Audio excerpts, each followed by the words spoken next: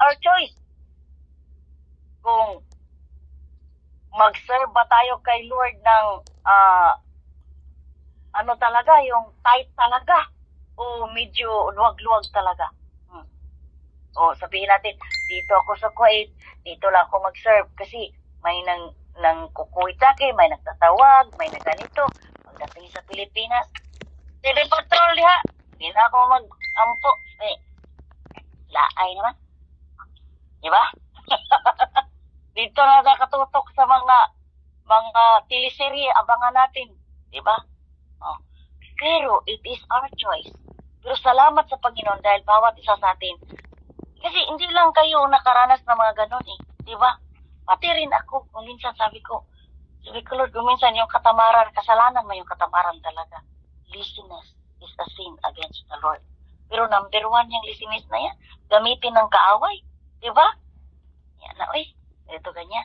Pero pag nag-umpisa ka, magugulat ka na lang kung paano mag-work ang Holy Spirit sa puso natin. Kaya it is our choice to talk to the Lord. Diba? And then, our life will be changed. Okay? Choice mo na ang anuhin natin ngayon. Anong oras na ba? Baka mamaya dyan. 11:11. 11 na. Hanggang choice lang tayo. Sa sunod nitong Wednesday, pag-usapan natin ang change. Tapos, pag-usapan natin ang yung pangatlo. First, choices, changes, and sa likod. Ano to? Ko na-memorize tuloy ito eh. Nasa harapan ko nga. Choice, chance, and change. Ang choice natin, to pray to the Lord, to read the Bible, di ba? To pray to our leaders, to pray to our co-Christian, sa ating mga kasamahan, sa mga ating mga pamilya, mga unbeliever, kasi tandaan natin, God will bless us, our descendants in a fourth generation. Diba? Wala na tayo sa sanlibutan, nandun na tayo sa kamay ng Panginoon. Diba? Ang sarap pakinggan, yung lula ko ganito. Nakikita ko talaga yung bata pa ako. Inaano niya ako magpe-pray ganito. Nakukuha ko to sa lula ko. Madasalin yung lula ko. Diba?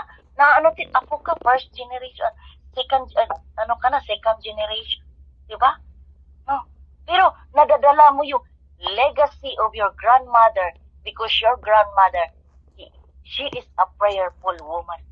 She is a God-fearing woman. Diba? Pero napakalungkot naman. Yung lula ko pagdating dito, tanduay. Pagdating doon, tagay. Diba? Nakakalungkot. Diba? Yung ganong makita sa apo mo na ganong ka. Diba? Pagdating dito, galit na galit ang lula ko. Wala na nga ngipin. Nagmamaoy pa. Diba? May mga ganong matanda. Diba? Marami. Dahil wala sila the choice. There's no God in their heart. Pero yung mga lola na madasalin, katulad natin, katulad ko na lola, hindi makatulad nyo. Accept nyo sarili nyo. Amen, Lord, thank you. Nagiging lola ako, Panginoon. Kasi pag sinabi natin lola, mataas na yung edad natin. Kasi di ba promise ng Lord yan, if we obey or honor our parents, God give us a long life. Kaya, kung ang mga edad nyo lumampas na kayo ng 50, napaka-blessed nyo na. Sino bang lumampas ng 50 dito? Madami. Because ang lifespan natin ngayon, just only 70. Binabaan ng Lord. Tandaan natin, 70 na lang. Sa ngayon yan, hindi natin alam. Sunod, 65 na lang.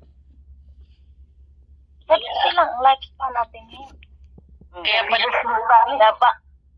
binababa ng Panginoon. Only 70. Diba? Kasi kung mag-80 ka ngayon, yung mga lola natin ngayon nag-80, napakalaking blessing na yun pag umabot tayo ng 80. Diba? Pag nag-80 na ngayon, alam natin, nag-Alzheimer na. Hindi na kilala yung sarili. Sigaw na lang na sigaw. Gusto mo yun? Sigaw ka ng sigaw. Hindi mo alam yung sarili mo. Parang wala ka lang din. Kasi hindi mo alam yung sarili mo. Bumalik ka sa pagkabata.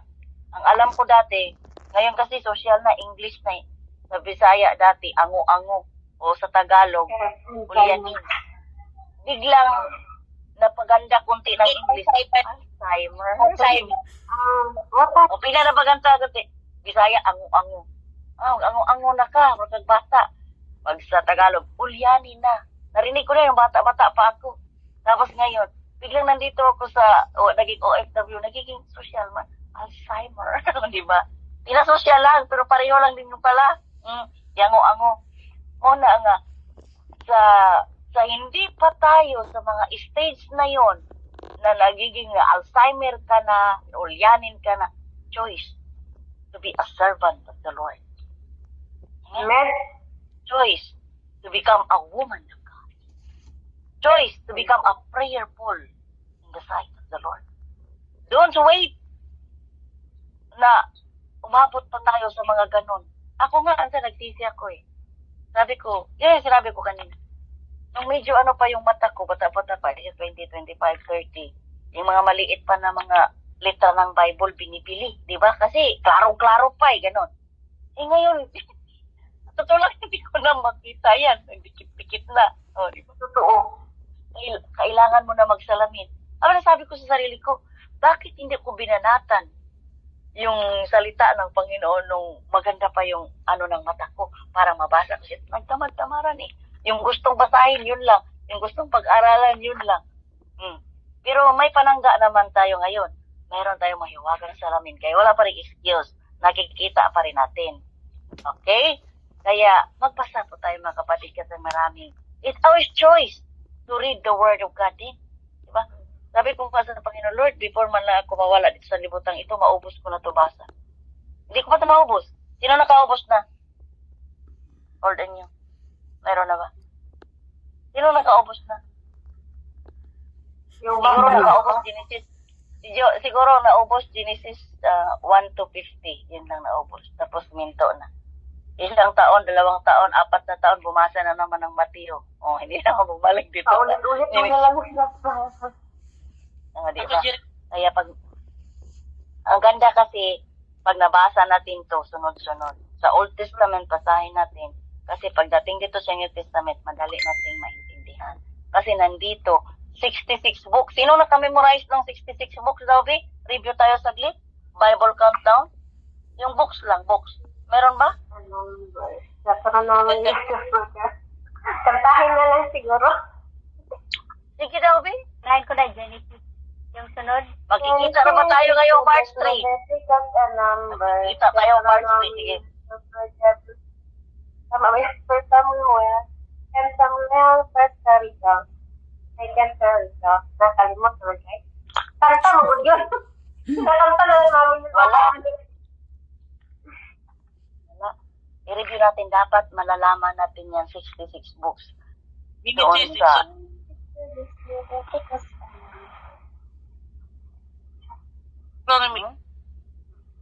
Genesis, Leviticus, Genesis, Exodus, Leviticus,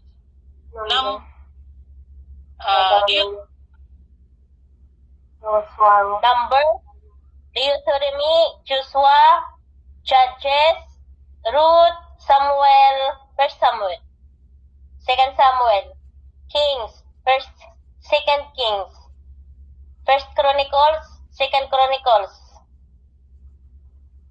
Ezra, Nehemiah, Esther, Hope, Psalms, Proverbs, Ecclesiastes, Song of Solomon, Isaiah, Jeremiah, Lamentation, Ezekiel, Daniel. Tama? Daniel? Hosea, Joel, Amos, Obadiah, John, Micah, Nahum, Habakkuk, Sipaneya, Haggai, Zachariah, Malakay, Luke, John, Acts, mga buhat, Acts, Romans, 1 Corinthians, 2 Corinthians, Galatians, Ephesians, Philippians, Colossians, 1 Thessalonians, 2 Thessalonians, 1 Timothy, 2 Timothy, Titus, Philemon, Hebrews, James, 1 Peter, 2 Peter, 1 John, 2 John, Jude, Revelation. Black. First John, second John, third John. Right. Third John. Third John. Jude. Revelation. Okay, praise the Lord.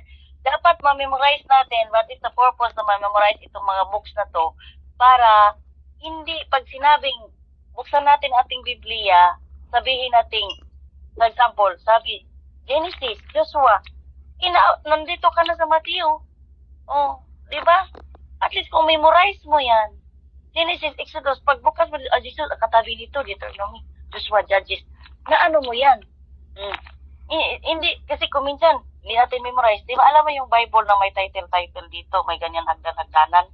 Oh, pag hindi mo memorize, doon ka lang nakarelay, sabi mo, to, buksan lang kasi may hagdan-hagdanan dito, may nakalagay na, di ba? Oh, pero yung mga dito nahirapan ka. Nag-benediction na si pastor, ikaw nagbukas ka pa sa Bible mo kasi hindi mo alam kung nasaan mo books kunin kasi hindi mo siya memorize. Okay? Yeah, hindi naman yan pagalingan, kundi dapat nating ma-memorize every day. Basahin lang natin Genesis, Exodus, Leviticus, Numbers. Buti nga, pinamemorize lang natin. Ang required talaga ng Panginoon, study the Word of God day and night in Joshua 1:8. Diba? Study the Word of God day and night. Hindi lang niya sinabi yun. Meditate eh. Diba? Pag word na meditate, pagbulay-bulayan natin. Diba? Kaya, yan ang inano naman natin sa ating Panginoon ngayon, 2024 na.